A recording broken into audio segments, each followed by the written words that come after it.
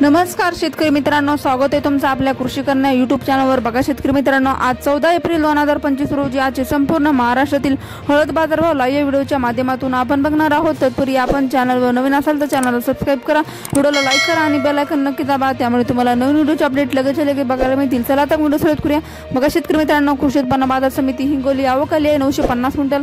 किमान दर 11,400 रुपये, कमाल दर 13,900 रुपये, सर्वसाधारण दर 12,650 रुपये। तसेच पुढील बाजार समिती नांदेड आवक आली 1,800 क्विंटल। किमान दर 13,000 रुपये, कमाल दर 14,700 रुपये, सर्वसाधारण दर 13,900 रुपये। तसेच पुढील बाजार समिती सांगली आवक आली आहे 16,144 क्विंटल। किमान दर 13,600 रुपये, कमाल दर 22,500 रुपये, सर्वसाधारण दर 15,400 रुपये जात आहे। राजापुरी हळद तसेच पुढील बाजार समिती जिंतूर आवक आली 49 क्विंटल।